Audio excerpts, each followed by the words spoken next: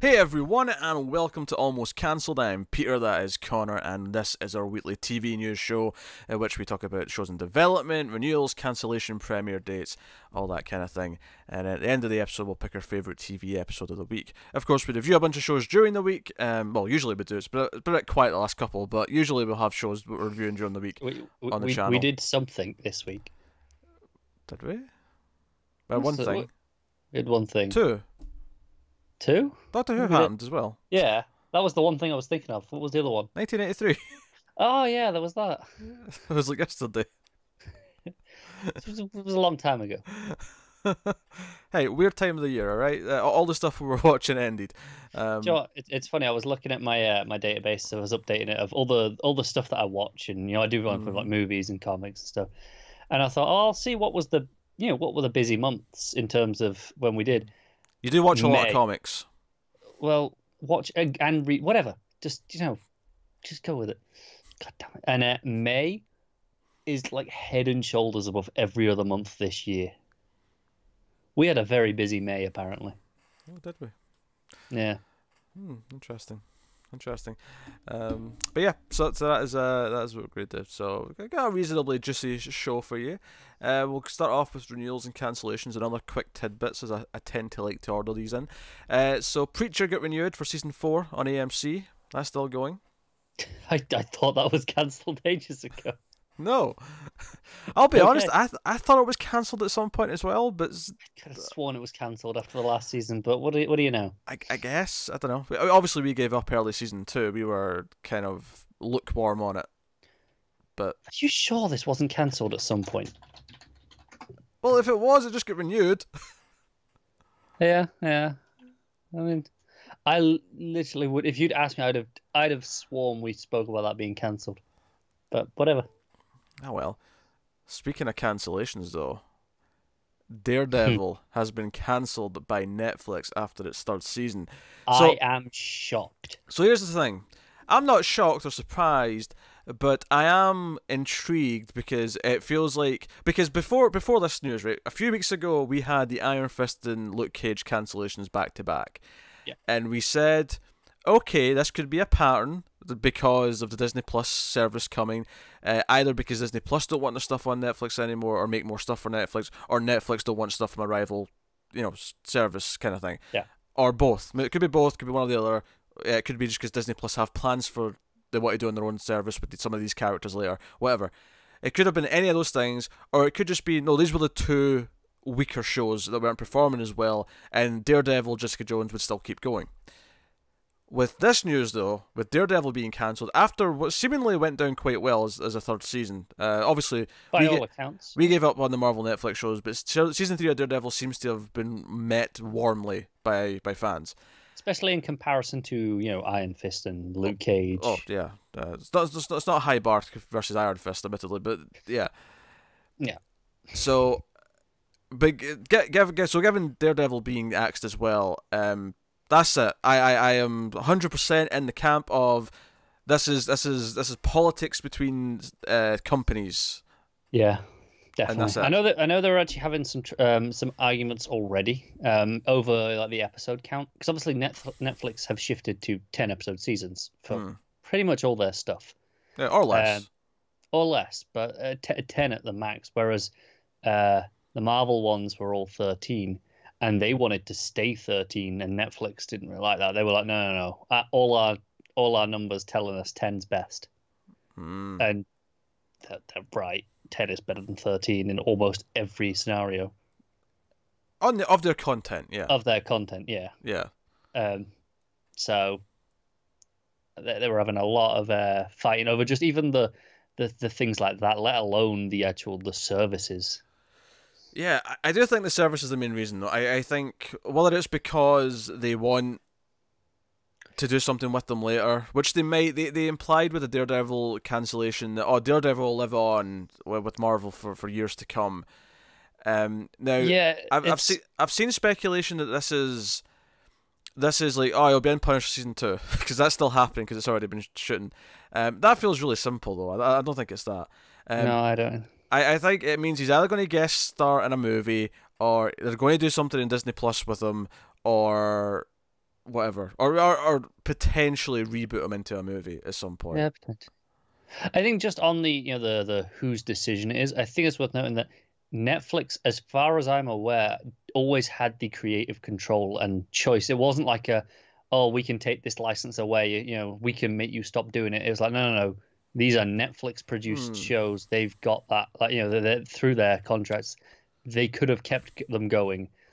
So they've presumably made the decision not to market Marvel. Yeah, no, that makes some sense. Although I would even ask the question. I mean, I think it's equally possible. I'm not trying to argue that Disney made the choice. I think it's equally possible that Netflix did, so that holds up to me. But I'd pose the question: is it possible Disney paid for them? Oh yeah, to stop. Absolutely. Yeah, because they wouldn't have to tell us that, right? They can do that in secret and never tell us. Of course they can. Yeah. So it wouldn't surprise, because I feel like there maybe is plans for some of these characters, but I don't think they're allowed to say a word about it until all the shows are done and cancelled. So I think after Jessica Jones and Punisher's next seasons, which will come sometime next year, after that they'll both be cancelled, and then there'll be something. Honestly, I'm half expecting a statement before those seasons even come out saying, no, these are the last seasons. Yeah, maybe, because they're so far out. But they didn't do it with Daredevil, because they could have done that with Daredevil. Because I feel like the choice was already made. That's as soon as Luke Cage and Iron Fist went, this choice was made. Oh, I agree. But I think with Daredevil, it was so close when those news stories were happening. They were like, no, let's just let Daredevil ride through it, and now we can tell them. Whereas with the others, I think they've got so much time on their side, they can get out ahead and say, this is the the third and final season for Jessica. Well, you say that. I don't even think it's that. I think they know that everyone who cares knows they're going to be finishing anyway. Because at this point, who's not expecting it? Who is expecting Jessica Jones and Punisher to be renewed after this? No one is. No one with any sense in their brain. No, they're done. They are. Disney Plus is taking them in some form. Maybe not even to do anything with them. I think that's the scariest thing. For people who like these characters, I think the scariest thing here is that Disney want to take them back, but they don't necessarily want to continue these versions. You absolutely won't get these versions because Disney, they've already said they don't want all the, they don't want R-rated content, they don't want anything like that. I don't think Daredevil, I think, is not that much higher than PG-13. No, that's fair, but I think you can still... I think you can tone that down just a little bit, and you get to PG-13. Just a little bit. You probably can, yeah. Because there's no F-bombs on Daredevil, at least not that I remembered. If there was, there were there might have been one or two, but very few and far between. And shits are fine on PG-13. If anything, there was just maybe a couple of extreme moments of violence, and that was it. Yeah. And I'm not even thinking anything Daredevil. I'm thinking just something that Kingpin did at one point. It was probably R-rated territory. That almost... I'm pretty sure I know what you're talking about. Almost certainly, yeah. But I don't remember you, because the hallway fight was amazing, right? That was one of the best parts of that show. But That's that wasn't not R-rated. It wasn't R-rated. No, it was just visceral. But it wasn't there are moments I can think of Daredevil in the alleyway pretty early on, like end of maybe episode 1 or something like that. There's a very that moment is bloody and gory, and that's probably gonna fall enough of they add up to make it R-rated. Do they stretch to TV 14? Are they willing to do that, which gets them a little bit more blood? I don't know, but I can see them watering it down a little bit, and or hell, do they just put them on Hulu? Let's say they want to continue the exact versions. They've said that Hulu, because Disney now own the majority of Hulu, does that just become the R-rated one? So therefore, you will get Marvel stuff on there, because there'll be the mature Marvel stuff. If they want to do it, they might not. We've already got Runaways on there, so it's not like it's a stranger to Marvel content in general. I'll admit, my instinct is to say they won't do stuff with most of it, but I mean, I could, if anything, I almost see like just a straight Defenders show. Just you're rather than individual shows with everyone. Yeah, I don't see them all getting solo shows. If any of them, it'll probably be Daredevil. Daredevil and Heroes for Hire, which will have everyone else. Maybe. I mean, Jessica Jones did get a lot of praise. It did. So it's not out of the question. It's not. It's no, I'll have to wait and see. Yeah. I will say though, it's it's funny because we gave up on the shows. We couldn't finish Jessica Jones season 2. We couldn't finish Punisher. We didn't enjoy Iron Fist. We didn't really enjoy Defenders that much more. It was more promising to begin with, but by the end it just felt as dull as anything else. Yeah. And we made the choice to quit, and I was happy we made that choice. I feel happier now that they can't. And sure, they might come back in some form, and I'm sure that'll please many people when they do. The thing is, if they come back in some form on a different service, they make it be better. I'd be more willing to try them again, because Disney are going to have their, assuming Disney put it on Plus, they're going to have their own creative shakeups in the writing and showrunners. I mean, they all went through multiple showrunners anyway, but they're going to have their own shakeups. They're going to go, right now, this is the direction we want for our service. This is the episode length that we want. Here's the 30 episode seasons we were hoping Netflix would give us, but they kept refusing. Right. They haggled us down to 13. Right, but maybe with their own freedom, it might actually work out better. I'll say I like the idea that Netflix is aware of what's too long. I like that. I like that tidbit. It's nice. It's why we almost never see it anymore. Yeah, and 10 is actually a really nice length. I feel like almost no shows outstay their welcome at 10 episodes. I'm always left kind of wanting a little bit more. Yeah, it's nice. So you never have, like in all the Marvel shows, there's an episode. It's usually around 7 to 10. Where it's just, this episode. You're just kind of bored waiting through. There's always one of those around that point of the season, and then it never. I would argue recovers. After episode 7, the entire show just kind of becomes That's the thing. I don't think they automatically become. I think it has one episode that is outright. Okay, this is the episode. That's the turning point that drags it down, and then it tries to get better. It's better than that was, but it never gets its momentum again. It never finds its feet again. What, you mean like the episode of Iron Fist where they were on a plane for like 40 minutes? That's the one. I mean, Iron Fist was shite before that anyway, but that's the example. Yeah, but it still did the same thing. It still ruined any momentum that did have. Yeah, exactly. It was gone. Anyway, let's move on. So here's something that's surprising. We got a premiere date for season 2 of Chilling Adventures of Sabrina, and a trailer as well, in fact. Yeah, and now we know why they're calling it Part 2 and Part 1. I kept saying, it's not called Season 1, it's Part 1. Yeah, but here's the thing. If they renew this again, do you think the next thing that we get is Season 2? No, I think it'll be called Part 3. Because I think it would be stupid to release what is a third season and call it Season 2. In fact, let me pose you this question. This comes out as Part 2. We start reviewing it in April. What do you want me to put in the title? Do you want me to put Sabrina? Do you want me to put season 2 to match all the season 1 episodes and every other show that we put up, or do you want me to put part 2? No, the thing is, right now I would say season 2 because that follows our established pattern. Everyone else is still calling it season 2 as well. To be fair, no, they are. I just have a concern they'll renew it and go, oh, that was all actually one season, just part. Like they did with like Voltron, for example. And in a way, it kind of is, but obviously Netflix don't do 20 episode seasons, so they've done two 10 episode parts. I think if they renew it again, the next thing will just be called Part 3 to keep the numbering going. I really hope so. My concern, like I say, is that they'll renew it again and go, this is season 2, Part 1. That would be infuriating. I'd have to go back and rename all the titles. You would, yeah. And we'd be saying the wrong thing in all of them, which I don't really care about, but I'd have to go back and rename the titles. But it would annoy you just knowing that. Yeah. So that's annoying. And this also confirms they basically filmed it all at once as well, because otherwise there's no way this would be ready for April. No chance. Because I started watching the trailer not knowing what the date was, and I went, man, this is early for a trailer. But I guess if they're ready to go, then it means it'll be out for October again. And then it said April 5th, and I'm like, what? April 5th? Yeah. We've waited 2 years for the OA. Still not got a date.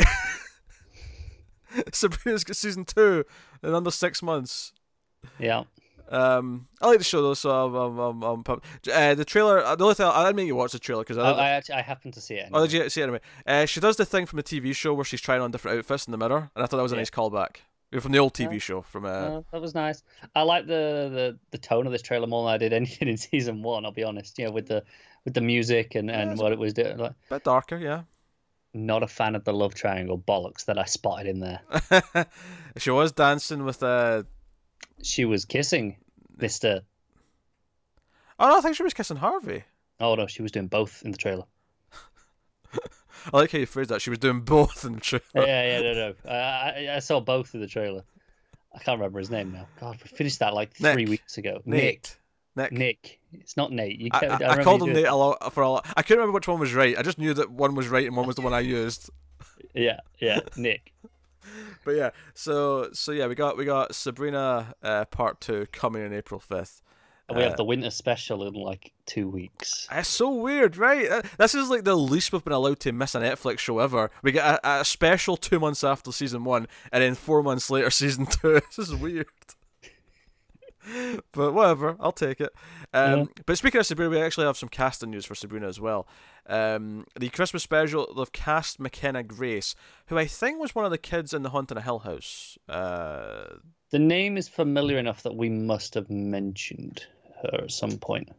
I don't know if we've mentioned her together. I think she was in the Hill House, but maybe she was in something else as well before that. Yeah, but I'm wondering if maybe when they were doing casting for Hill House at something, we mentioned her name, and that's why it's just in my head. Oh, maybe why. But yeah, so she's going to be in the Midwinter's Tale episode.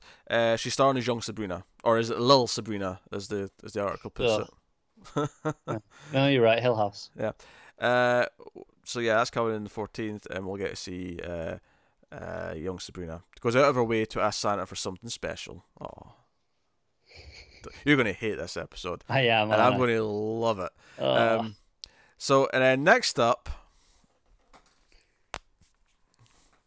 Alexis Denisov has been cast in the show.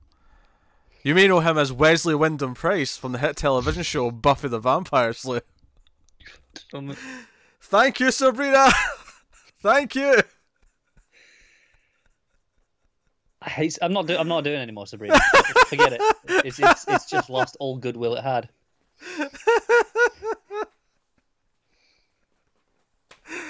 He's a rogue demon hunter, you know.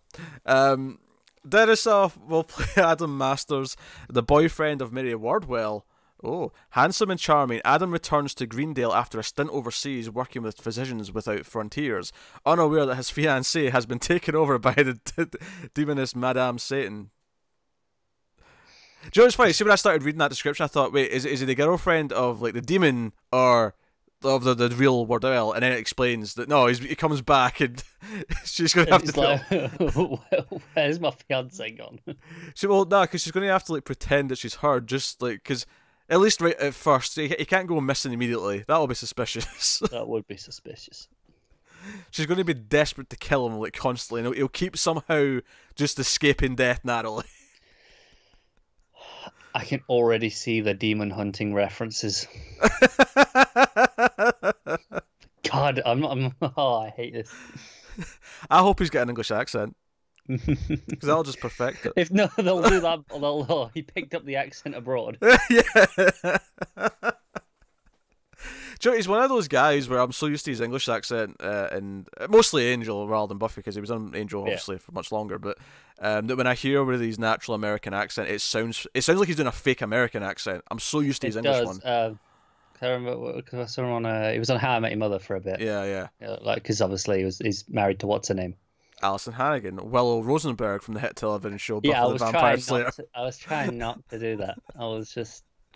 Hey, you brought up the Queen Ginge, right? You're gonna have to accept the reference. I thought we've already done it out of the way, but then I thought it's you. You're not gonna let it slide. And like all their partners and like showed up on that show at various points in recurring roles. Yeah. I think, and it's like this is weird.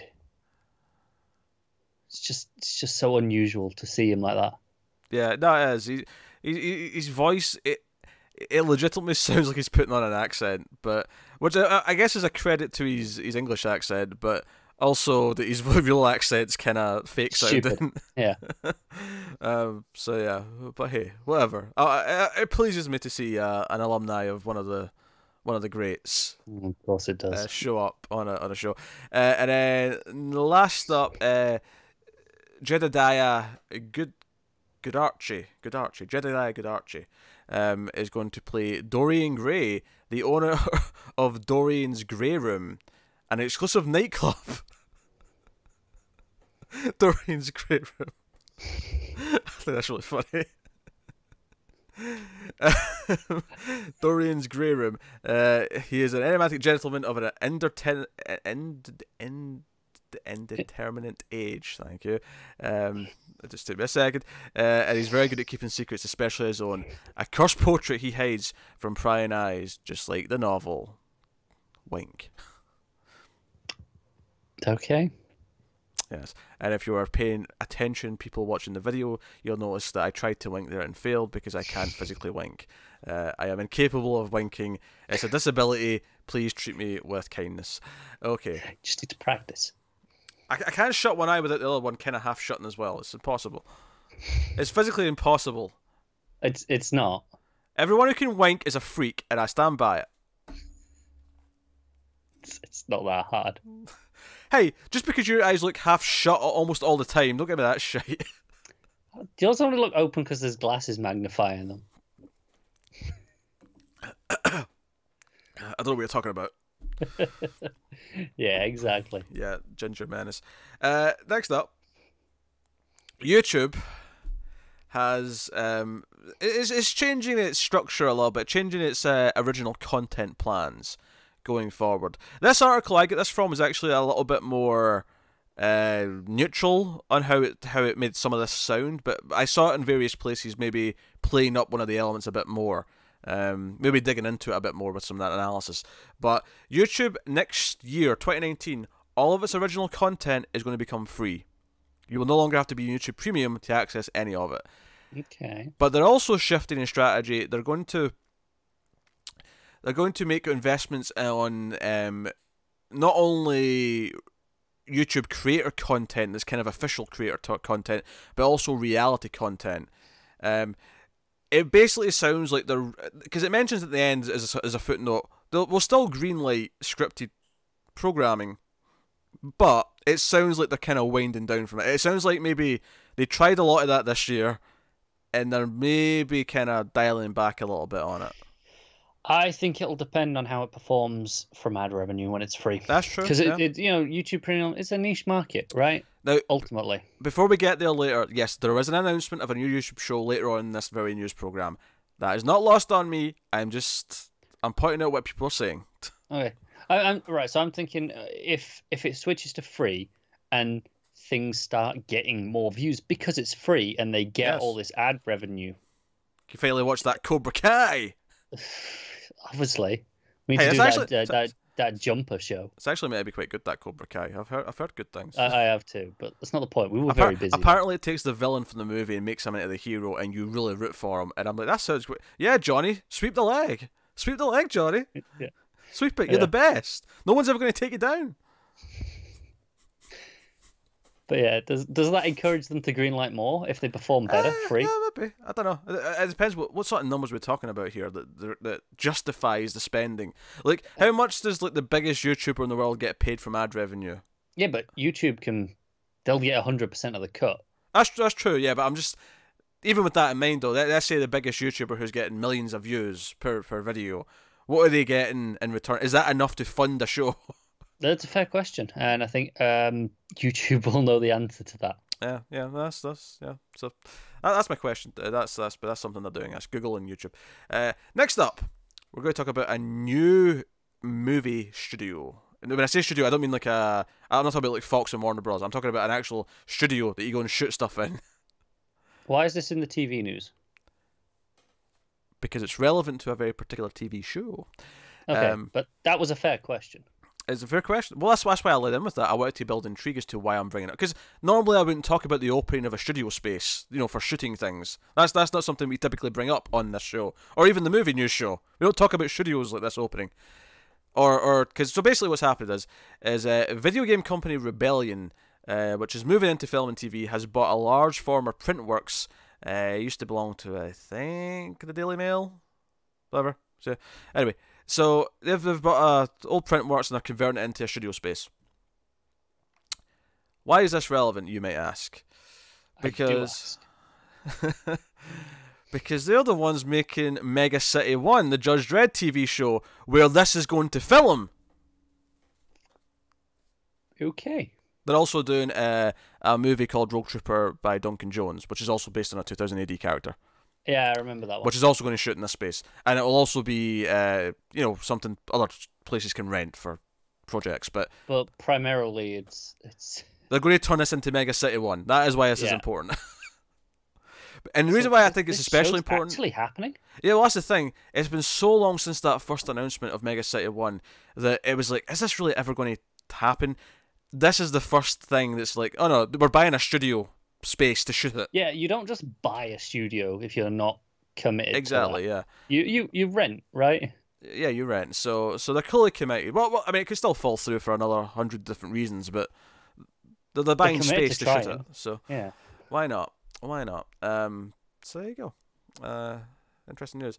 All right, next up, Connor forced me to add this at the last minute. He was upset. It's news. He was upset that I had passed this by, and I did. I didn't just not see it. I actively said, you know what, that's not important enough to talk about. And he's wrong. And I don't know. I feel like I'm right in this, but Stephen Schiff has been tapped to executive produce and showrun the Cassian Andor Star Wars TV show on Disney Plus. He worked on The Americans. Yeah, and that's why I found this was news, because it gave me a sense of... They told me they were going for, all right, we want spy adventures, right? And then so I'm like, okay, fine. But The Americans is a very well-regarded show, and it's doing those sorts of spy things. So I'm like, okay, this is actually interesting to me in the sense that they've gone and picked someone already who has done some work in that genre to showrun this. You just don't give a shit. We just don't often talk about showrunner announcements specifically. Oh, we do.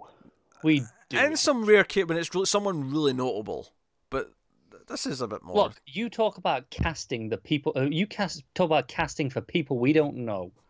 When they don't even have characters, you're just like, oh, this person's been cast in this show, just so you have an excuse to talk about the show.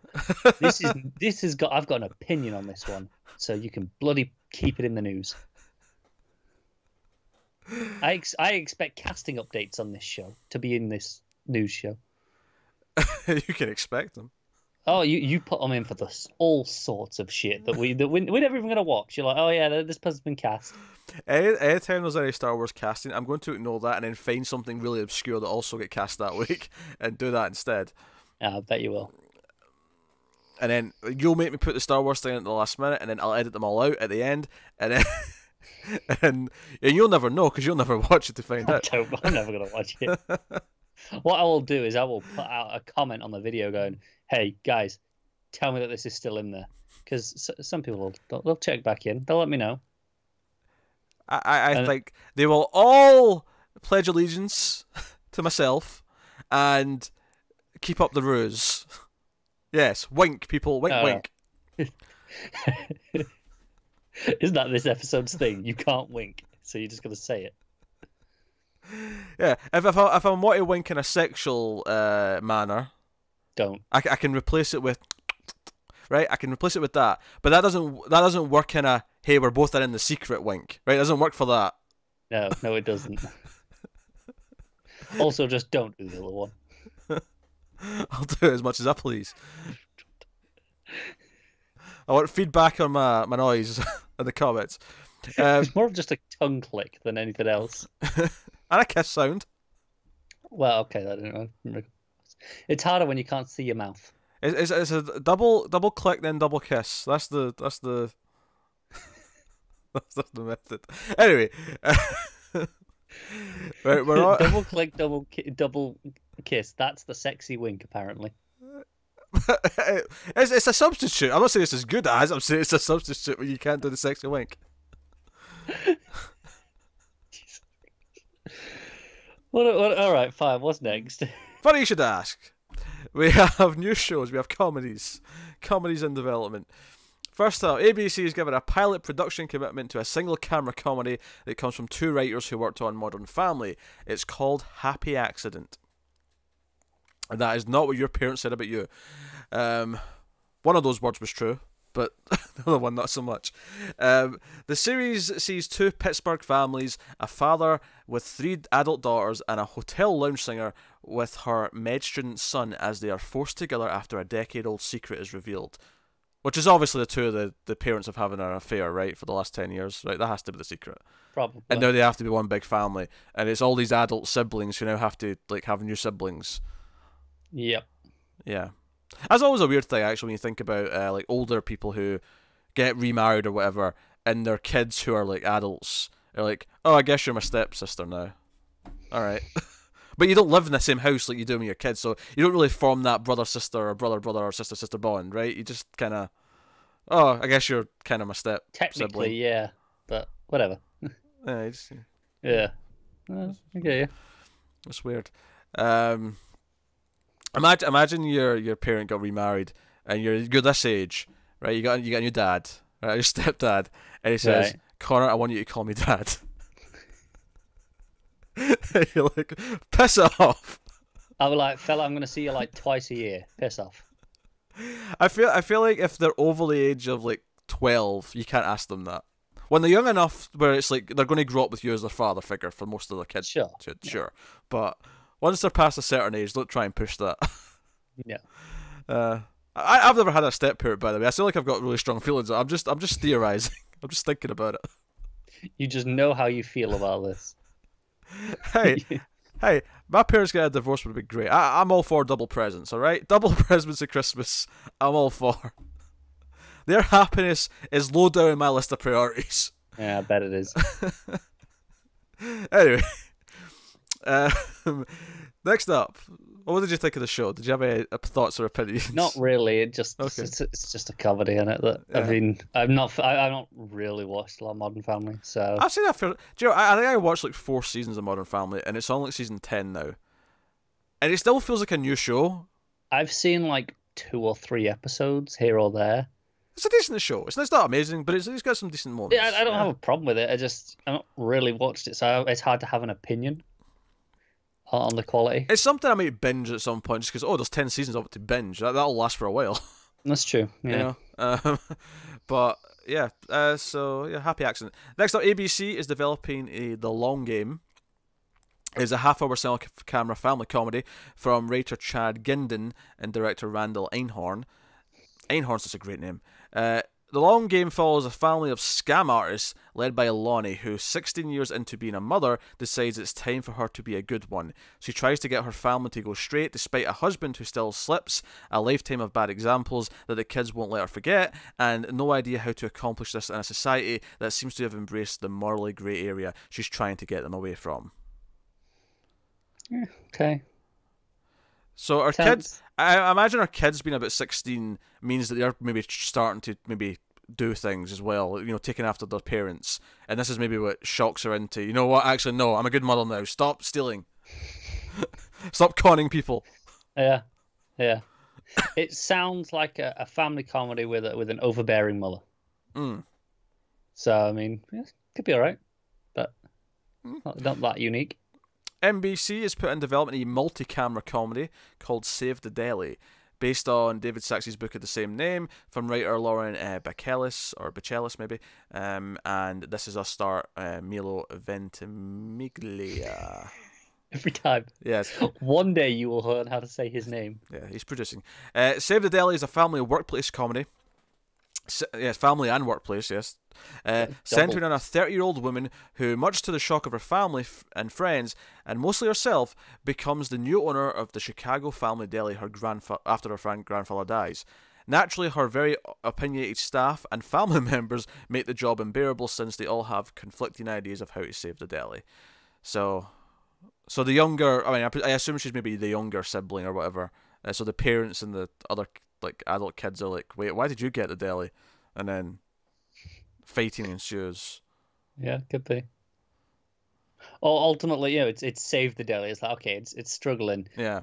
You do it. We don't want it. I mean, it sounds like they want to be involved from the description. Yeah, it does. Yeah. As someone with siblings, what was your thoughts on trying to run a business with your brothers? Well, they're both younger than me, so they can do what I say or they can piss off. That is the benefit of being the elder brother. If my younger brother tried to be my boss, which is kind of what you're suggesting, maybe the scenario here, no, it's not happening. You just can't respect him as a human being enough to actually take any orders. Yes. Yes, no. Next up, CBS has put in development America USA. A single this is such a CBS title. One of them wasn't enough. A single camera theme park workplace comedy from husband and wife duo of TV writer producer Michael Kramer and actress Lily Birdsell. So America USA is a young workplace ensemble set at a colonial times theme park called America USA. I mean, workplace comedy at a theme park sounds like a fun idea, but does this one? This sounds like this could be so bad it's good. Possibly. But hey, next up, so we're into the animated section. Oh, animated section. Yeah. Wait, you haven't shafted what I think you have to the animated section, have you? What, the anime things? Semi-anime thing. All right, well, we'll get through this, and then if it's not the headline of the main news, we have problems. We're having words. I have no idea what you're talking about. Will be involved. Oh, I'm going to scroll down. What have I got at the start of the the main news?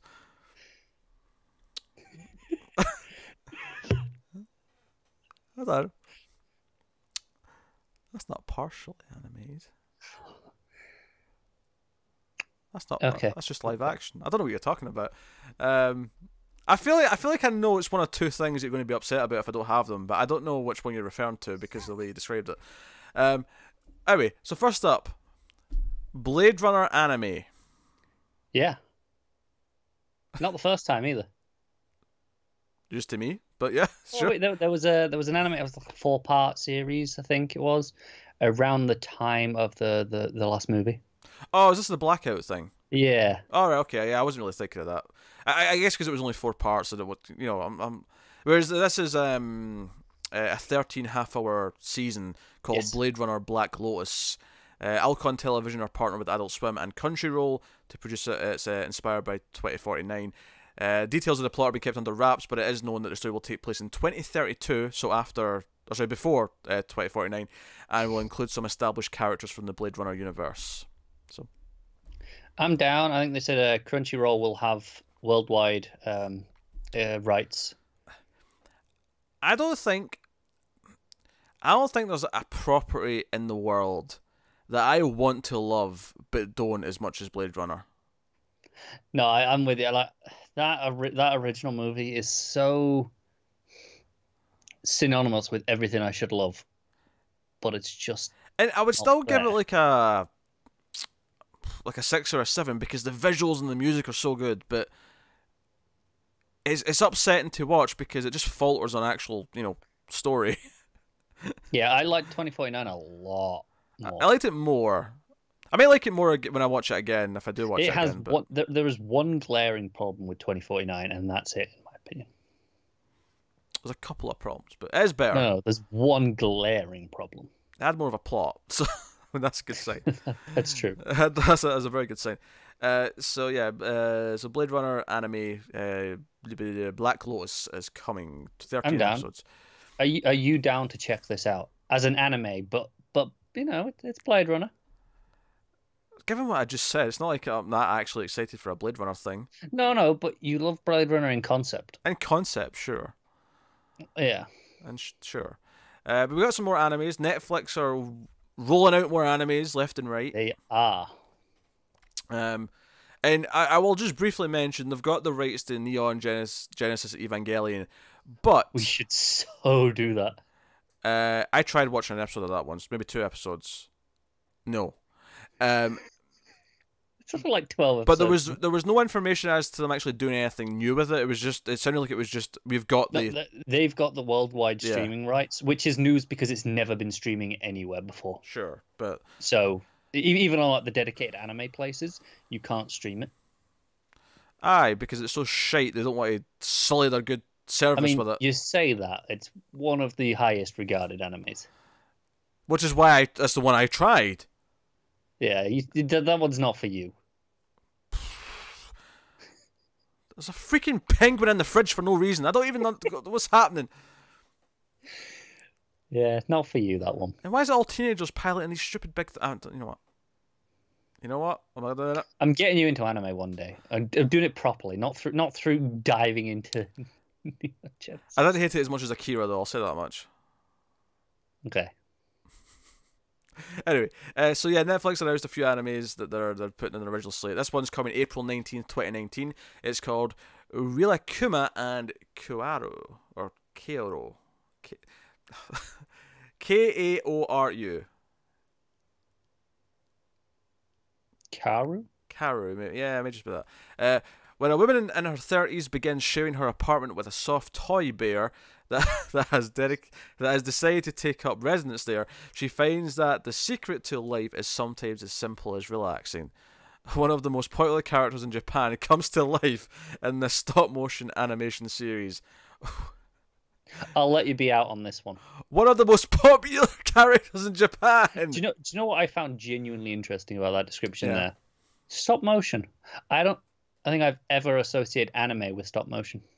Yeah, it was in the article with all the other animes though, so it goes here. No, but that's fair. But I just never even. Yeah. Directed by Masahito Kobayashi and written by Naoko Ogigami. There you go. I give it my best shot. Yeah. I don't do too bad with Japanese names, actually. I know I struggled with that other one in the title, but I don't usually do that bad with Japanese. Next one is called Seven Seeds, and that's coming in April 2019. No exact day, though. In the immediate future, a giant meteorite has collided with Earth. All living organisms, including mankind, have been wiped off the face of the planet. The government, who had foreseen this outcome, took measures to counter worst-case scenario called Project Seven Seeds, in which 5 sets of 7 young men and women are carefully selected and placed into teams. Each participant sought ways to survive on a deserted island. And this is directed by Yukio Takahashi. So is this saying that it's set before this, and this is just the testing before the meteorite? Or is this the people who they put on islands afterwards who are still alive because they were on islands? I'm not sure. It's a bit unclear. I'd assume the latter, but I'd still question, how did they survive though? It's not like an island makes them immune. Yeah, the former makes it sound like, hey, that's just you almost don't need the actual, because if it's the former, you don't need the event to have actually happened. You can just say, hey, this government's paranoid. I guess maybe that's just like when they translated the description or whatever, or maybe there's like just something got lost here. And what they're meaning to say is they're worried about a meteorite hitting Earth, so they're doing this. Yeah, could be. Yeah, it's called Seven Seeds. It sounds a little young adult, this one, in terms of is all these young people in groups. Yeah, potentially. Trying to survive. Yeah. I know.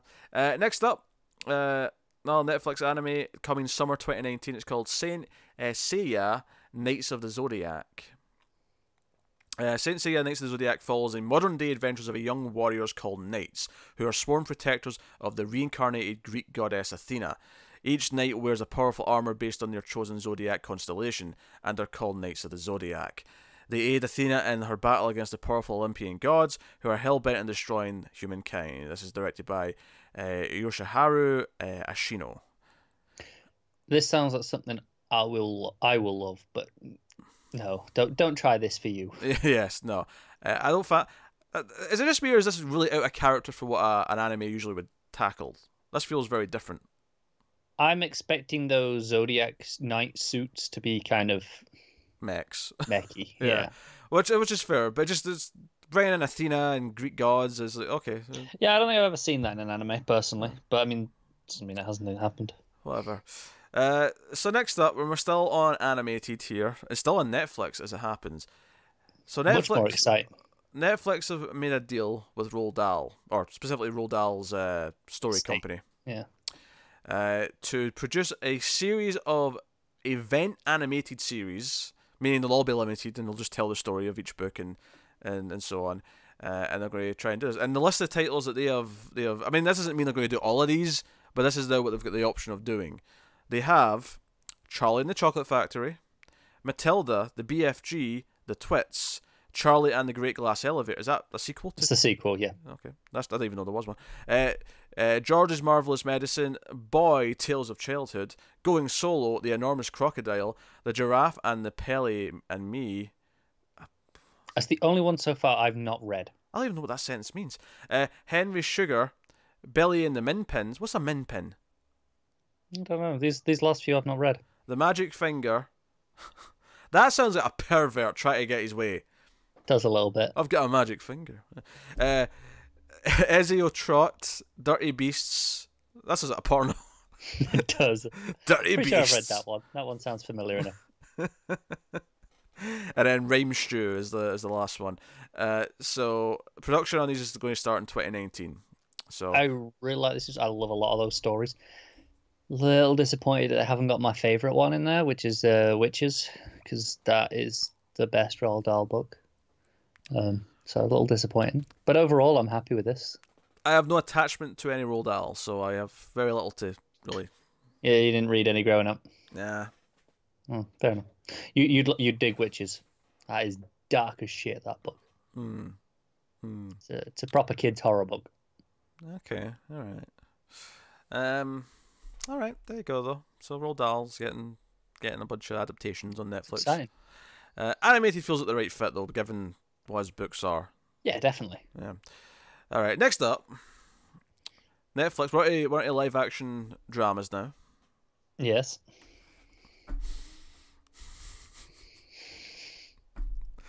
Netflix have ordered a live action adaptation of Cowboy Bebop. Yeah. See, I had a worry you just shafted this and put it in the animation section with all the other anime. Well, that's why I got content just 'cause you're confused. a It's a dick. live action show. It is, but I thought you'd just be a dick anyway. It's a live action show. I stick to my format. All right, I stick to my format. I even put it first as if it's the headliner. It is the headline. It's huge news. I mean, I hate it. I don't want this, but it's huge news. Yeah, but this might be like anime-fied. Therefore, I might like it. It's already the least anime show ever. Like, no, it's not. Out of CSI anime. is the least anime show ever. Okay. It's the least anime show. It's just. Yeah, so the series is described as a jazz-inspired, genre-bending story of Spike Spiegel, Jet Black, Faye Valentine, and Radical Ed, a ragtag crew of bounty hunters on the run from their past as they hunt down the solar system's most dangerous criminals. They'll even save the world for the right price. They've ordered 10 episodes. It's coming from Tomorrow Studios, and it's been in the works since last year. I can't believe they didn't even mention Ein, the dog. They have a dog, and it's a very important character. All the shit you give me for Salem and Sabrina, you're giving me this now. I am, yeah. No, I love Cowboy Bebop, obviously. I think it's one of those few animes that you could be into, because there's a chance it's a little bit loose for you, and that mentions jazz inspired, and by that it means obviously there's a lot of jazz music. But on top of that, which turns me off on its own, to be honest. Oh no! But it's played in contrast to action sequences and stuff, so it works. It's not just jazz for the sake of it, but the structure of the show. Jazz is always for the sake of it. Jazz has no purpose. Jazz is great, but it's noise. The worst. I've been playing Tetris Effect. There's a jazz level, and it's easily the worst level in the whole game. Jazz is great. It's the worst. It's just random piano bashing keys every time you flip the goddamn tetronomos. I don't think someone's doing jazz right. Or you just don't understand jazz. Jazz. I think I understand it better than people who like jazz. I don't think you do. Which is why I don't like jazz, because I understand it. But my point is, the jazz inspired is referring to this structure, and that is very kind of loose, and there's often not a lot of drive from the characters to do the next thing. It's kind of like, oh hey, there's a bounty, let's go check that out, and then stuff just kind of happens and unfolds. There's not a lot of agency. It's kind of like why is it good then? That sounds like a glaring flaw. Well, no, it should be, but the characters are so good that you get so invested in them that you're just like, okay, cool. What's the adventure this week? Mm-hmm. It's the one thing that you might not like about it, honestly. Otherwise, I think you'd actually really dig it. It's bounty hunters in space they're really kind of poor and shit. Well, trying to get by. People can request a review in the comments, and then I will laugh in your faces, and maniacally so, might I add. I think they deserve a Christmas present. And say, never. The people deserve a Christmas present. Aye, it's called what's that mermaid show called? I thought that's what you were trying to go. What's it called? This is so funny. I can't remember what it's called. You know about Tidelands? Yeah, we're covering that. Don't worry, we can check it out. You know the freeform one I'm talking about. Freeform mermaid show. It's not ringing any bells. I forgot what it's called. This has been a running joke for like 2 and a bit years. Is it Siren? Sirens. Yeah. Okay. Sirens. Okay. You're not even sure though. I've told you, and yeah, and you're like, is it? All right. Okay, we can move on from this Cowboy Bebopness thingamajig. Also, final thing, like, because I didn't actually give my opinion. I think it's a horrible idea that I don't want a live action remake. It's perfect as it is. Just don't. Secondly, they better keep the damn theme tune. If they redo that, if they do a different theme tune, then I'm out. That first complaint, you better send that off to Disney and get them sorted, because they're live action remaking everything. They are, and you know, we've been over this. This isn't Disney, but just 20 years time, I guarantee you, a live action Lego movie is happening. Probably is. All right. Next up, actually, live action Toy Story. They're so going to do it. That sounds freaking terrifying. They're going to do it. It's going to be real kid and real mum, and the toys are going to come to life, and it's going to look, photo real. It's No, They're going to do it. Anything to do with that. Not soon, because Toy Story 4 is happening, but I guarantee you, in some time, it's going to happen. Well, I was quite happy getting sleep tonight, but thanks for that. There's a snake in my boots. It's genuinely terrifying, that idea. To infinity and beyond. Alright, next up. The Adventures of Young Wallander is coming to Netflix. The streaming service has ordered the UK-Swedish series based on the early life of Henning Menkel's popular police inspector. Have you ever heard of this, Wallander? Nope. Not me neither. Which is why Cowboy Bebop is the headline. Who has already been depicted on the small screen in the BBC Wallander series starring Kenneth Branagh, and the Swedish version with Christer Henriksson. Young Wallander will see the titular detective taking his first ever kiss. Cool. There you go. Not much to say on it. I have never heard of this character before. So. No, me either. Sorry. Next up, Netflix has also ordered a new French original set during the French Revolution. The Untitled show will follow Joseph Guillotine. And you know what's funny? It's missing the E at the end, and I went, "What? Am I just saying that as guillotine?" And then it says the future inventor of the guillotine, and I went, "Yes, I am. Yes, it's just guillotine. Yes, thank you, thank you, Netflix, for clearing that up." I love how Joseph's such a normal name still, though. So it's just like, who invented the guillotine? Some bloke named Joseph Guillotine.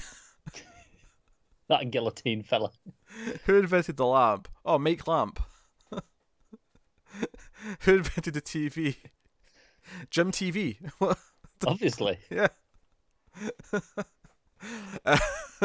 Anyway, who investigates a series of mysterious murders and discovers an unknown virus.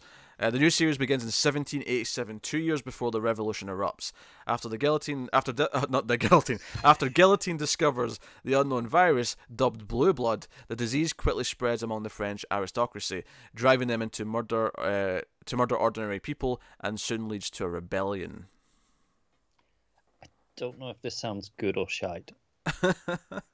It depends. If we go on alternate history here, is this going to be like? Is this based on like an actual plague here? I don't know. Or is this going to be like a vampire plague or something? I'm just going to go nuts with it. It's yeah, I don't know, because if this is real, this is probably going to be really dry, and I'm not excited. Because the disease quickly spreading and makes them kill normal people sounds like it's more of a fictional thing to me. It does, but history's kind of screwed up, so I don't know. Oh no, I've got the plague. I know what I'll do in my last few days. I'm going to stab a commoner. To be fair, if I was rich, might as well. It's a good job Connor's not in the 1%. He'd be an awful 1%er. I would. Netflix has ordered a new procedural series that will be set in 4 different countries. It's called Criminal. It is a police procedural that takes place exclusively within the confines of a police interview suite. It is described, also known as an interrogation room for most people, I think. It is described as a stripped-down cat-and-mouse drama that will focus on the intense mental conflict between the police officer and the suspect in question. Netflix has ordered 12 episodes, with 4 each set in the following countries: France, Spain, Germany, and the UK. Their math is off there, because that would be 16 episodes. I'm going to assume they meant 3 of each. I believe so, yeah. Yes. It's not even the number 3, like they just made a typo. They spelled out the word 4. Oh, inexcusable. Deadline. I'm throwing Deadline at the bus. It might not be them.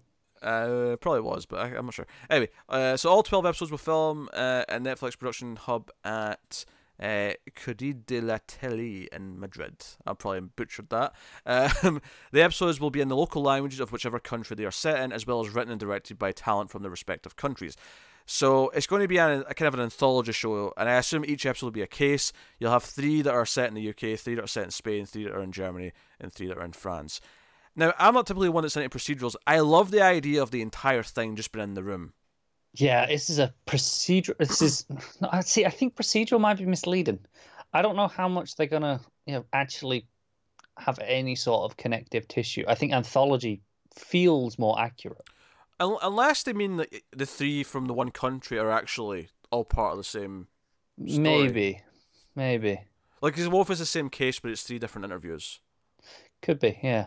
It could be. I mean, I'm expecting each episode will be one case, and we'll have multiple interviews, and and that's all we'll get. We'll just get the interviews, and we'll you think it'll be multiple interviews? Okay.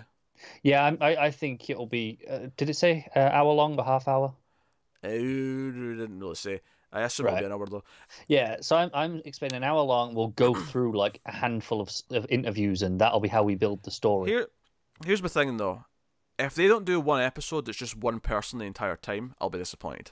Oh, I think that'll be one episode, but I think most of them will cycle through. Because I think that is such a challenge from a writing perspective. It's a challenge from a directing perspective as well, to keep it interesting in the room, but from a writing perspective, I love the idea of the challenge of making a conversation between 2 people be a 60-minute episode and have it be compelling. Because if it works, it can be fantastic. Yeah, which is why I don't think that's every episode. Sure. But, I can see that being one of them for sure. But I'm kind of intrigued by this. It's essentially an anthology of bottle episodes. I love a bottle episode. I love a bottle story. Right, and doing all the different countries, you'll get different perspectives and different, on the police interrogation stuff. I can see that being fun. Well, maybe not fun, but good. Next up, Taylor Kitsch is attached to star and executive produce in a drama series in development at HBO, because that's worked out well in the past. The Untitled project, Kitsch would play Chris Klug, or Klug, maybe, Chris Klug, a young, family-orientated drug dealer who catches the wrong end of a bad batch of dope that leaves him in temporary vegetative state. He discovers that it was no accident and someone close to him was in fact trying to take him out. The story will be told through flashbacks and Chrissy's present-day purgatory. So it's going to be set in the hospital room with him listening to people talk and then have flashbacks of like actual things happening. I have no interest in this whatsoever. I couldn't be less interested. We want to cast Taylor Kitsch in a show that's suitable for his acting range. Vegetable. Genius. Yeah, I wish the flashbacks were further back where we could it's younger it's actor. Too young. Yeah, as a kid. Yeah, I get it. Can't believe I just said I wish we had a kid actor instead. Well, if the Flash has taught me anything this past episode, is that sometimes the kid actor can be better than the adult actor. I'm looking at you, Chris Klein, you scenery chewing rat bastard. Anyway, next up, Blake J. Harris' novel Console Wars, Sega and Nintendo and the Battle That Defined a Generation is in the works for the small screen. Legendary TV and Seth Rogen and Evan Goldberg's Point Grey Pictures are teaming up to develop the novel into a limited drama series. Published by HarperCollins in 2014, it is described as the mesmerising behind-the-scenes drama that chronicles how Sega, a small, scrappy gaming company led by an unlikely visionary and team of rebels, took on the juggernaut Nintendo and revolutionised the video game industry. And then died. It's got a sad ending, but yeah. They did kind of like go blow for a generation. For a time. Yeah. For 16-bit generation, they were equals, and they were, yeah. You know, in parts of the world they were winning. So, absolutely, they held their own for a generation, and then it went downhill. Yeah, which is a shame because I like Sega's consoles, and I never had a Dreamcast at the time, but I wish I did get one just so that it didn't die. You know, just chip in, buy a Dreamcast because a nice little system. It was. I got one on eBay years later just for curiosity's sake and a few games. As you do. It was a fun system. Yeah, you know. It was. No, they were nice. You know. So hey, that's so you're getting Console Wars. So it's going to be a drama. It's going to be, you know, the story of the people building the company, and I'm down for this. It's funny. I this is the sort of thing that I normally assume is going to be dry, but this is one of these rare cases where it's actually about something I actually have a vested interest in. So I'm like, oh, okay, all right, I could be into this. Yeah, exactly. That's my opinion as well. Next up, YouTube has given a pilot order to the drama Dark Cargo from Entertainment One and Canada's Counterfeit Pictures and 724 Films, executive produced by Ben Stiller and Nicky Weinstock. Dark Cargo is described as a high-octane, cliffhanger-driven neo-noir thriller set in the big rig cab of Joe Dobbs. What a sentence! This wants to be everything. As he traverses the darkest nights of his life, what begins as a random encounter with a disturbed stranger turns into a race against time, the police, and even more malevolent forces. All the while, Joe just wants to get back to his family. High-octane neo-noir thriller. I actually like the sound of this. See when I learned what it actually was. Now, obviously, there's still a lot of mystery there. Still, okay. I like the idea of like an encounter with someone, meaning that because he's on the road, he's in his big rig, driving across country, like, all the time. Yeah. I love the idea of like a road thriller where he's now racing to places because of what he thinks is going to happen to someone or something. And then it adds this malevolent forces. I'm like, is there a supernatural element to this? Or is it like a shady organization element to this? Is it like a serial killer? Is it, what's the malevolent, you know? But it's YouTube, so it'll probably look pretty cheap. That's true, actually. I'm intrigued by this one. I like the sound of it. Whether or not they pull it off is another... Because he's so isolated on his own. It's just him in a truck. Yeah. And I kind of like that element to it. So I imagine this will be like half-hour episodes just because I imagine the whole thing will be like short and like 5 hours total. Yeah, it sounds likely. All right, next up. Robert Kirkman's Skybound Entertainment has inked an agreement with Entertainment One for 5 years. Now, what's fascinating about this is that we've had a few really weird high-concept shows this episode. You know, with the interrogation one, a couple of those. This one... also kind of oddly specific. Didn't he have a deal with Amazon, like, not long ago? I thought he did. I think he does, but I think they have... I don't think everything... maybe they have a first look on this stuff, and... Yeah, I thought Amazon had a first look. Yeah. But Entertainment One could be making it for Amazon. Oh, they could be, that's true. Entertainment One are just a production company. They're not... they distribute. Yeah. The series is based on an idea by Robert Kirkman, who of course created The Walking Dead, and so on. So it's about the final 5 years before a fatal meteor hits the Earth. There's another meteor, look at that. So there's not a lot more to plot, but listen to this in terms of the production. So hang on, is this not based on a comic? No, but listen to this in terms of the production. With international deals already in place for Korea, the UK, Latin America, Germany, India, Russia. There was no comma between India and Russia, so it was India, Russia. That's a new place. I heard of that one. China and Italy for the 5-season series and more in the mix. The Kirkman, David Alpert, and John Goldman run Skybound aim to localize 5 years to take advantage of the scope of the small screen. That means evolving beyond the initial Korean deal announced in 2016 to where a different version of 5 Year will be produced for each market with narratives and characters set in that region. Those individualized 5-year will be in that locale or the nation's own language, and will while following an overall timeline for the entire series. So Holy shit, that's ambitious. So so I love the ambition of this. So this isn't one show. This is like 10 shows. For every country that wants to have one, they'll have their own branch of it, and they can have like 5 seasons potentially of this show in all these countries. So here's the thing. The downside to this is that it's probably going to be almost impossible to actually consume all of it if it happens. Because you're going to have like 10 season ones. Yeah. Right? And here's the other thing. I feel like if I hear, let's say, the Korean one is the best one, I don't want to watch the English one. I'm going to watch the Korean one. That. Because the premise is just so simple, right? At its core. So it's like, what do they do there versus what do they, the Korean versus, UK, right? Yeah, because I think what you would do is you would just, from reviews, okay, what are the best 2 or 3? I'll watch those. Yeah, you can't watch all of them. Yeah. But I think watching more than one sounds interesting. Yeah. But by its nature, we'd watch the English one and then probably another 2 or 3 that sound like the best ones. Well, it sounds like the Korean one was the original part of this deal and where the ideas So you're saying that's also mandatory? Well, I would have thought so, but that seems like where the inception of the ideas come from. It sounds like what comes on the news and what everyone's been told will be the same thing, but then the characters will be different and how they react to it will be different and what they're going through will be different. Yeah. This is really high concept. This is ridiculous. That is ambitious. Even doing this with like 3 countries, but they've already made deals in like 6. Go through the list of countries again. I'll count. Korea, UK, Latin America, which isn't a country per se, but one for that area. Germany, India, Russia, China, Italy. That's 8. 8 shows. That's crazy. The thing is, can Kirkman pull this off? Well, I presume he wouldn't be writing all of them. He'd just be... No, but he'd be given the... Okay, here's the timeline. Yeah. Here's the rules you have to follow. Right? Because they'll all have to follow established events. It's almost like an anthology show where they just let them do whatever they want for their episode. Except in this case, it's like, do whatever you want for your whole show. You just have to tie into these key world events. Basically, Kirkman's going to go away and go, right, here's the 5-year plan. Like, okay, so a year before, this is what will happen, right? This is, this will be the big thing at the end of each season.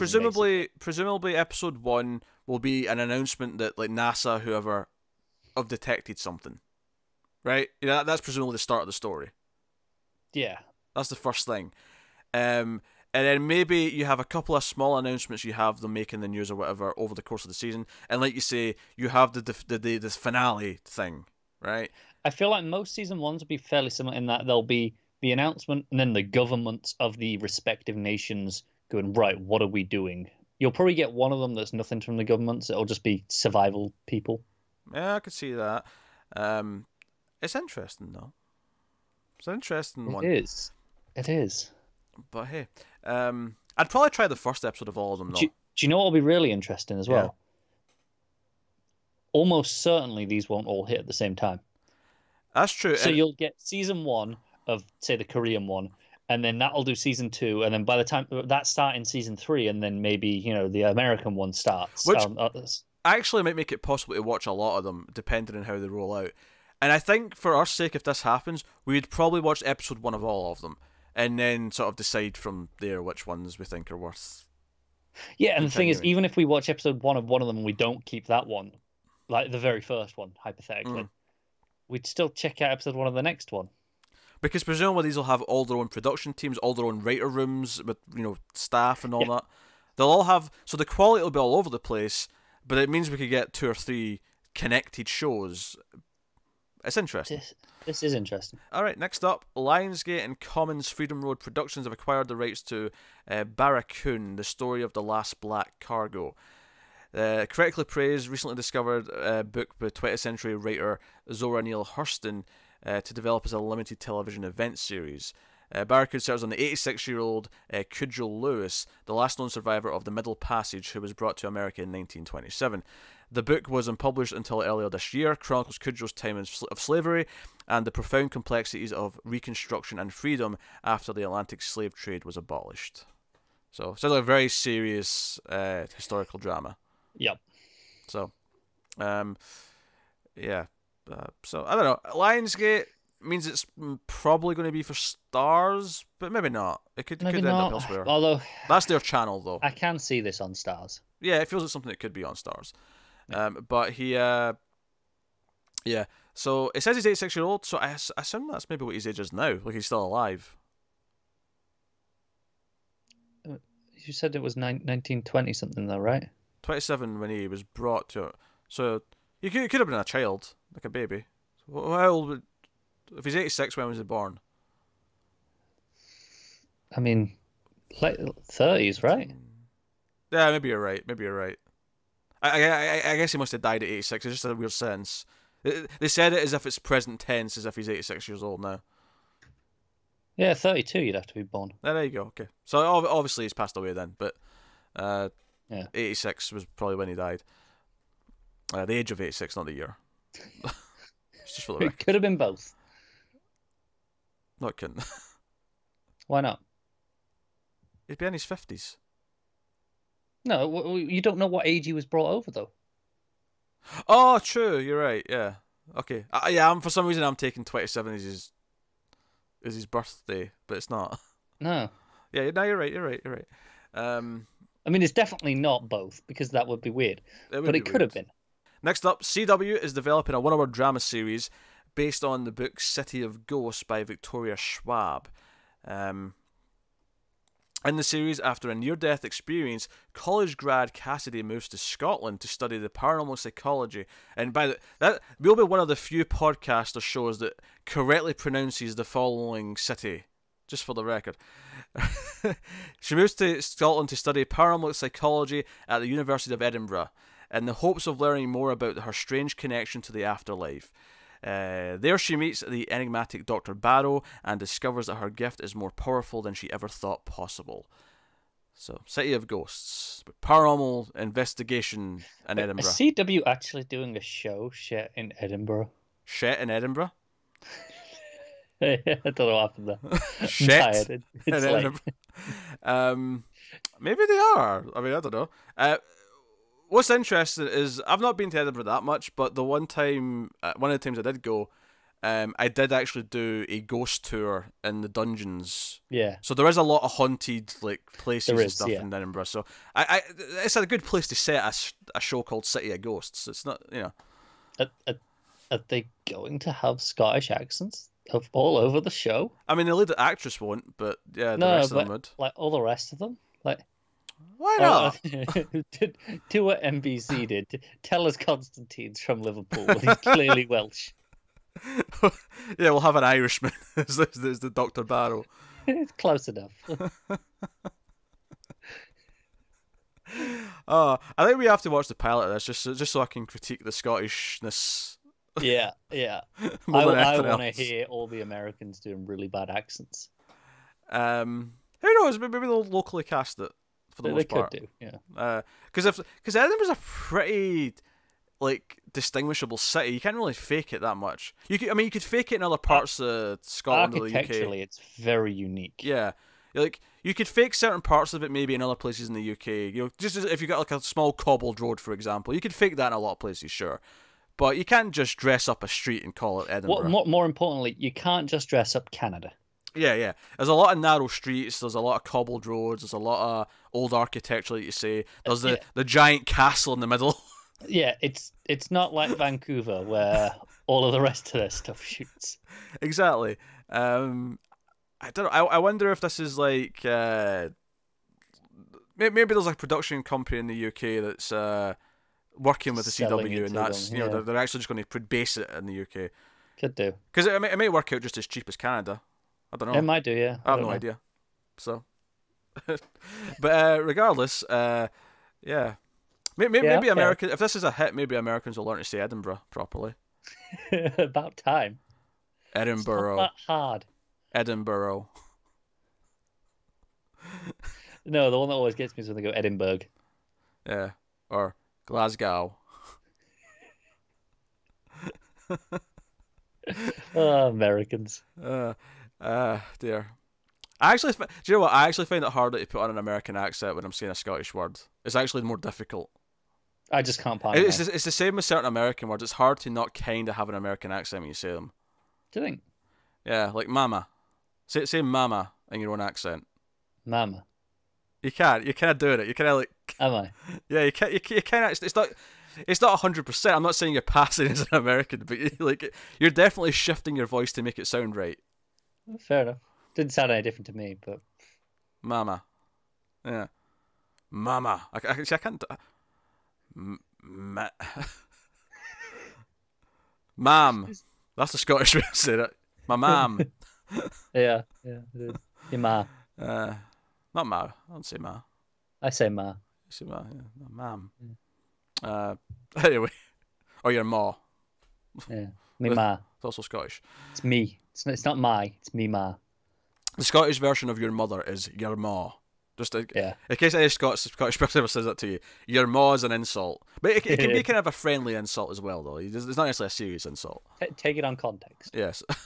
Yes. I feel like one of the fun things about reviewing that might actually just be questions in the comments asking about, can you explain this in the show? Can you explain that? Yeah. Also, also, if I see no square sausage in episode 1, I'm not happy. Oh, you don't see any sausage. They've failed. Okay, that's fine. But if they show traditional link sausage instead of square sausage, I'll be upset. Yeah. This is a specifically a Scottish thing. Google Lorne sausage. That's Lorne sausage. It's like a sausage patty. And it's quite nice. It's lovely.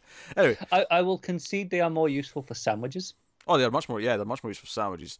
Because link sausage, you have to kind of like cut in half so they can lie flat. But the thing is, if I'm getting a mixed grill, I don't want no square thing on there. I want a round sausage. Why not both? All right, moving on.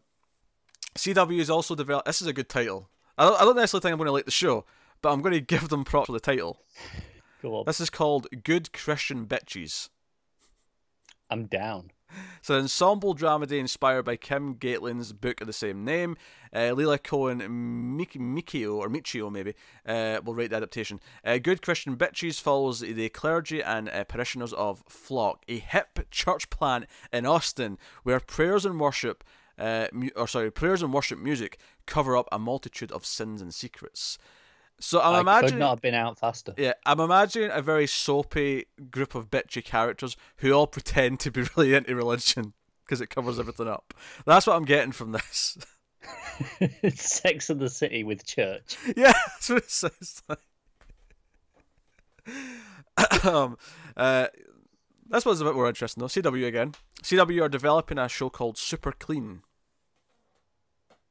Okay. A dramedy based on the upcoming graphic novel from Glow co-executive producer Sasha Rothschild. So yeah, she's working on the show. She didn't read the book, the graphic novel. Right. Okay. But Super that was Clean a badly written sentence. Explores the superhero genre from the human side. Becky Masters, an uber organized and brilliant human.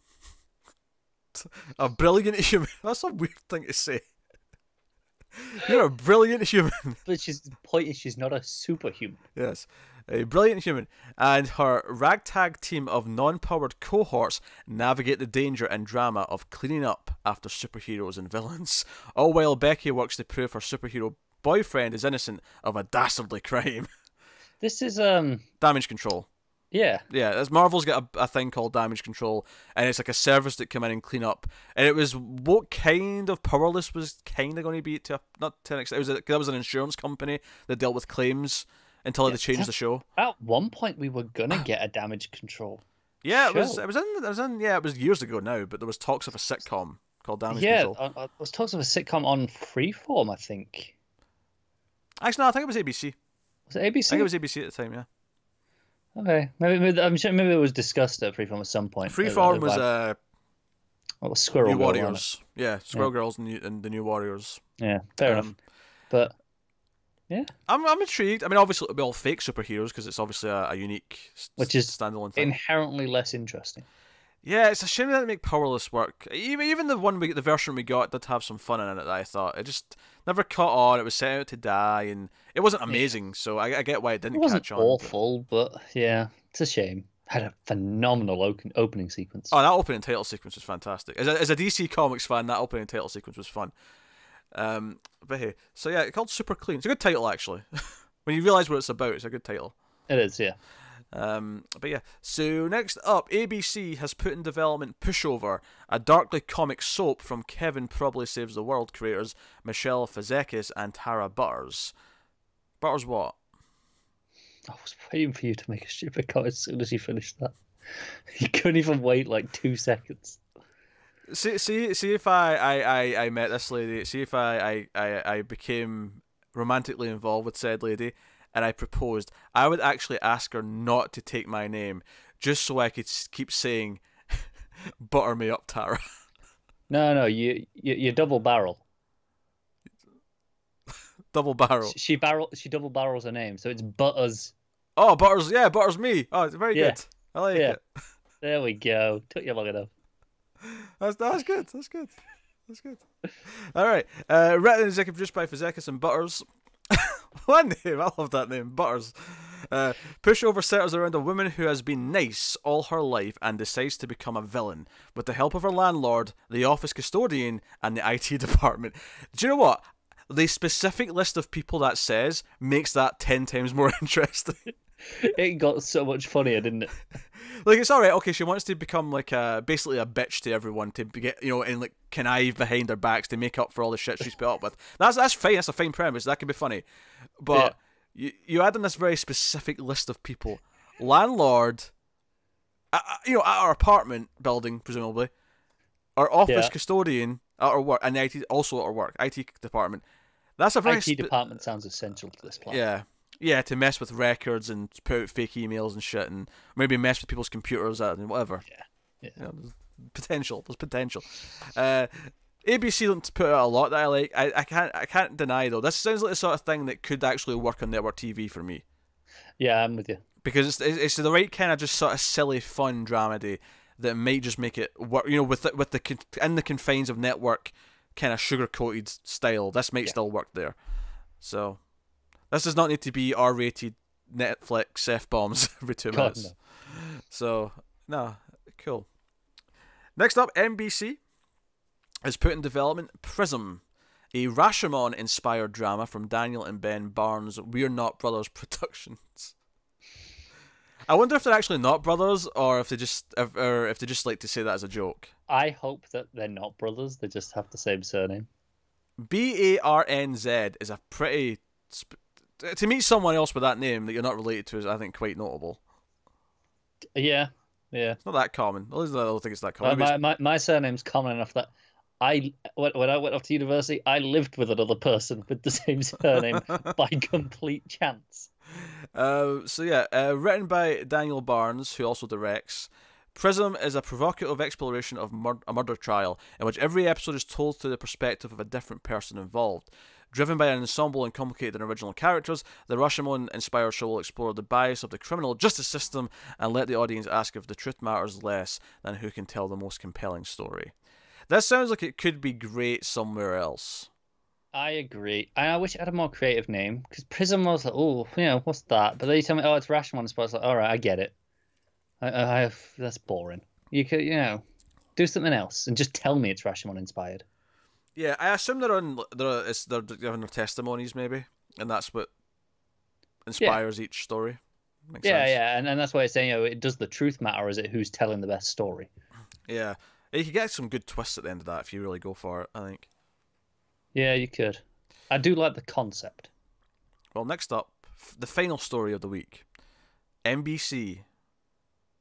No CBS at the end. I'm a little bit relieved. I don't think I had it in me this week, because this has been a shambles already. NBC has given a pilot commitment to 3,000 Hours, a drama from Erin Cardello and Richard Keith. Greg Berlanti produces. Of course he does. Couldn't go a week without it. 3,000 Hours revolves around a group of master's psychology candidates who embark on the 3,000 clinical hours they must spend in the field with patients to get their degrees. Are you sure this isn't a CBS show? All while balancing their education, friendships, and messy personal lives.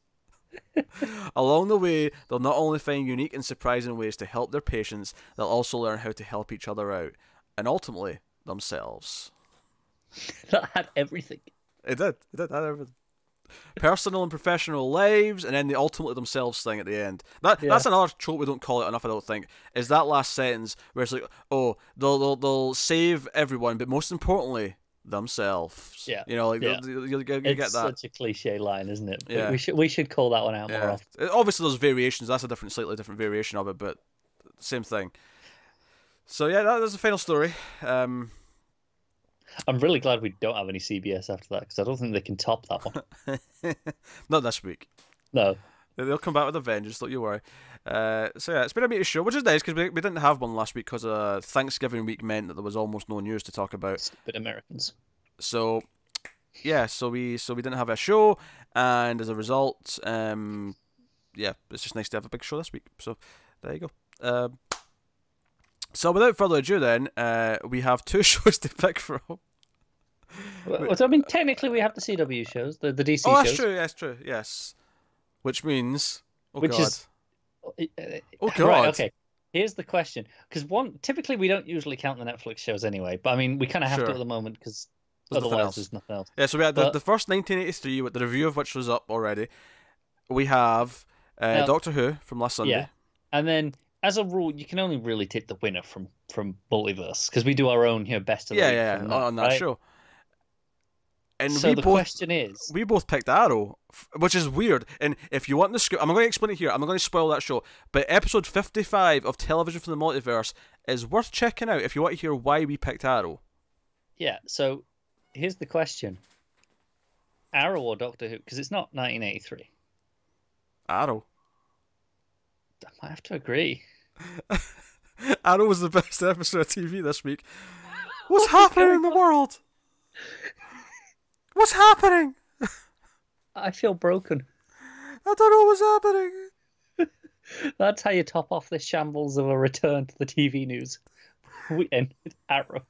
Arrow won. I don't know what's happening. My voice has been up like 3 octaves. It really has. It's kind of painful. We should mention, since the last news, we did finish off Homecoming, and that was excellent. True. Oh yeah, can I pick the last 2 or 3 episodes of that? No, because even before we've had to take a week off, we've always still kept it to the 1 week. True. Yeah, it's okay. And it's not like last week's Doctor Who had more of a chance. Or last week's, whatever time. This episode of Doctor Who was not bad. It was pretty good. I'd say it was probably better than the previous one, so. Yeah. I don't think it was a bad episode. I don't think it was like, oh, this is a standout, amazing episode. It was pretty good. Yeah. But yeah, I can't believe I'm picking Arrow. God's sake. We need more TV to watch. This is unacceptable. I concur. Unfortunately, 1983 was kind of middling. We're trying episode 2, but there's no guarantee that we're going to continue that past episode 2. It's got to prove itself at the moment, rather than just, we're going to keep going. Which means I'm going to do something different. I'm going to get the schedule up, and I'm going to tell you what's on the horizon because it's very quiet right now, TV-wise. Yeah, I mean, next week we've got this episode of Doctor Who probably tonight as this goes up now, realistically. Yeah, no, that's true. And then next week is the last episode of the season, although. I mean, we've got the New Year's episode less than a month later. Yeah, so next week, so this is after the next news episode, admittedly, but next week on Sunday, we should be trying, admittedly it'll go up on Monday probably, but we'll be trying the first episode of Night Flyers from Sci-Fi, and then the following Friday, season 3 of Traveller starts, as does the other Netflix original, Tidelands. And also the Sabrina Christmas special. And also the Sabrina Christmas special is that day. If anything's getting pushed to Saturday, maybe that. I don't know. We'll see what happens when we get there. I don't know what we're doing with TV news that weekend since we have to make them. It's actually an interesting couple of weeks coming up because we've got, as I mentioned, Night Flyers, although we're not sure because that's a everyday sort of deal. Yeah, that may not be kept depending on how it goes. But yeah, obviously Traveller's been kept because we like that show a lot. Tidelands has to prove itself, and. This is a once in a lifetime thing. I think a mermaid show like this that we can really dig into and enjoy. I think we have to give it the chance it deserves. I do, yeah. So, But then the week after that, we have the timeless 2-hour finale. We have Runaways, which is binge style this year from Hulu, and then Diablero, which is a Mexican Netflix original. So there's a lot of busy Fridays coming up, is what we're saying. Not next week, but the 2 weeks after that. And I think we've got 2 weeks left of movie news for the year. TV news. TV news. Well, TV and movie news. True. Yeah, but one's relevant to the show. Yeah, it is. I just. Yes, we have 2 weeks left of news, and then we take 2 weeks off at Christmas and New Year's. But we don't just take the time off. We actually do our end of year awards instead. Yeah. We don't take holidays. Yeah, don't be mad. Don't be mad. So that's what's coming up in the near future, over the month. Although that said, there's rumours that Black Mirror is going to hit right at the end of December. We did not put it in as news because it's firmly in the grain of salt category right now. But the rumour does kind of line up with our personal speculation. Yeah, we were speculating 28th of December. The rumour says 28th. We'll see how it goes. And I suppose the only thing that really corroborates this beyond anything else is that apparently set photos revealed there was an episode that had Christmas decorations. So it makes sense to want to put that out around Christmas. It does, yeah. And so I know Charlie Brooker's been on the interview tour over the last few weeks, the last month or so, which just kind of happened this time last year, and then all of a sudden, bastard. Yeah, and then all of a sudden, Netflix were like, "Hey, you know that Black Mirror you've been waiting for? It's coming." That sneaky bastard. I love how before Netflix had it was like once every 2 or 3 years. Now Netflix is like, no, every year, Charlie, get them cranking out. Go. 6 episodes a year, you lazy bastard. Come on. Yeah. When have you and Tim not got that horror anthology sometime this month? Theoretically. You forgot all about it, didn't you? No, I didn't forget. Because it's the first Friday of every month, so we're actually like way late for November's episode now. But you didn't do November's episode? We were very unenthused with the first one. Oh. And even though it's an anthology and we said we'd do more, every week we've went, should we do that instead of a movie? We've went, no, we'd rather get a movie done. So it's just kind of not happened. Fair enough. So, now that doesn't mean to say that me and Tim won't have other horror TV at some point. I think when the Child's Play TV show hits, for example, eventually, that'll be me and Tim doing that, because we've done all the movies, so it just makes sense. I nearly bought the movie box set last week, and then I thought, I probably shouldn't. Why? Money. Oh, sure. But it was sitting there. It was Honestly, staring me in the face during the Black Friday sales. It was that and the Nightmare on Elm Street box set. And I was like, I could get both of those. Do you know what's funny about Child's Play as a franchise? Or as Chucky as a franchise, if you want to use that instead. Is that it did that thing where it was pretty solid for a couple of movies, and then it kind of dipped a bit. It went back up, and it dipped again, probably the worst it ever dipped. But it actually fought its way back up to like having a decent movie, and then the most recent one was actually kind of surprisingly good. And it's like, and it's the same guy who's written the whole thing. And it's like, no, he faltered a bit in the middle, but he's found his feet again. Found his feet. I couldn't decide if I was saying foot or feet, and then I didn't phrase the first part. Found his footing or found his feet. Yes. You know what, I was mixing up. Like, it's late. I've not had a lot of sleep. This is what happens. You just accepted it. So, but yeah. So no. So I'd recommend actually watch. That's one horror franchise where I think it's actually worth watching the whole batch, even though 5 really does suck. But it's worth watching the whole thing because it actually fair enough. Upswings after that. But yeah. So yes. Me and Tim do Tales from the Crypt every week. Is worth mentioning. The old HBO and horror anthology. We've been doing that for a couple of years now. We're on season 7. At least the one that's up early for patrons right now is season 7, episode 1. So that'll be the next one going up for everyone else. It's also worth mentioning we are working our way through Star Trek. We're on the movies right now. While we're on that topic, Next Generation we should be launching in the new year. Yeah, I think we're planning on launching that maybe even New Year's Day.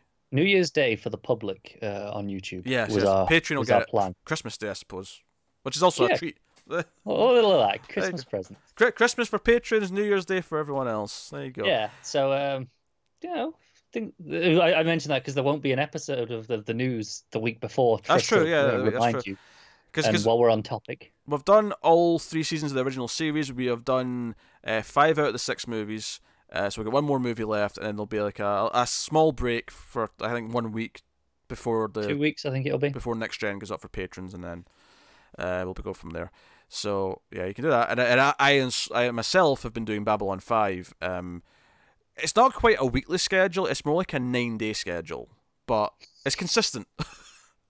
It gets out. It's a consistent about 9-day schedule, 9-10 days. Because anything I do on my own typically works around the schedule of what we do together, because it's harder to arrange schedules between 2 people, so that takes priority, and then everything else gets fit around it. So, but yeah, that's the thing that's happening, and it's getting interesting. So that's what I'll say. So yeah. And don't forget, I'm gonna get Pete on some anime. Tell him how much you want to see him watch. I mean, even Cowboy Bebop, because he might not hate that, but suggest others. I've got things that he should watch. That he might not hate. Yeah. So it'll be a mild fuzz Christmas.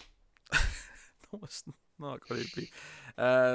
Yeah. We'll try like 4 different animes, and we'll do a video, and we'll be like, which one do you like? I think this is not TV, but it's worth mentioning this. I'm promoting this as much as often, mostly to force us to actually prepare it and start doing it soon. Is that in March it is Detective Comics 1000. It is the 80th anniversary of Batman. We are planning to review pretty much all the Batman movies in that month, but we'll be prepping them in advance so that we're not trying to squeeze them for better on. or for worse. Yes, some for better, some for much, much worse. So that is a plan. That is a plan for March. Look forward to it. And now I've said that on multiple shows, we can't back out. That's that. This is how I force myself to do things. Yeah, that's what happened when it came to Shark Week. We didn't promise that. No, exactly. We didn't, because we didn't say it. We went. Yeah, we were going to plan 7 shark movie reviews, 1 for each day for Shark Week, and then because we never promised it, we never actually got around to doing it. We'll do it one year. I'm not saying it'll be next year, but we'll do it one year. Yeah. But yeah, so I'm actually disappointed we didn't do Superman movies now last March last April for action. Now that we've thought, maybe we'll do that next year, just in March, just because. Why not? It's been a year. We'll do the other one. Do we just wait for 85 at this point? Well, we're only on 81 this year. Yeah, that's true. I don't want us to get to 85 and be like, well, now we got nothing. Okay, sure. I don't want to have to go, well, what's the most recent one? Oh, Man of Steel. Because that will still be the most recent Superman movie at that point. Well, it depends. Do we do BVS for the Batman movies or the Superman movies? No, that's neither. It's both and it's neither. We need an excuse to watch the Ultimate Cut. We do not need an excuse to watch the Ultimate Cut. I am giving us an out from having to watch the Ultimate Cut. The ultimate shit. That'll be the name of the review. Anyway, we have babbled at the end of this long enough. That has been TV news. Get us on patreon.com/mailfuzztv if you want to support the show and the channel and everything we do here. You can support us for as little as $1 per month, which is amazing if you do. You get some stuff early. You get access to Almost Cancelled Extra, which is once every other month. It swaps with 121 Extra, which is the movie equivalent, and it's a topic show. So we'll pick a topic and we'll talk about it for an hour or two, depending on what it is. And there's been 3 episodes of that so far. There's been 3 of the movie ones. So if you pay $1, you get access to all 6. And then there's more tiers higher up that you can have a look and dig into. But so do that. Also, a big help is liking and subscribing and all that stuff. Liking, like, it helps with YouTube's numbers and how they promote the videos and stuff like that. So as someone who never used to like that many videos on YouTube because I just didn't really think about it, actually doing YouTube makes me appreciate the important. I'm not saying they should be important, but I appreciate that they actually are important for the reality YouTube's is system. YouTube's kind of shit. But it's what we've got. It's the only platform we've got, really. Well, we've got the audio versions, but in terms of video, that's all we've got. Yeah. So yeah. But otherwise, that is us. So thank you once again for watching or listening. Guys, on the Twitters at mailed_fudge for channel updates. But otherwise, that is us. So thank you once again. Keep watching TV. We'll see you next time. Have you got any vanilla?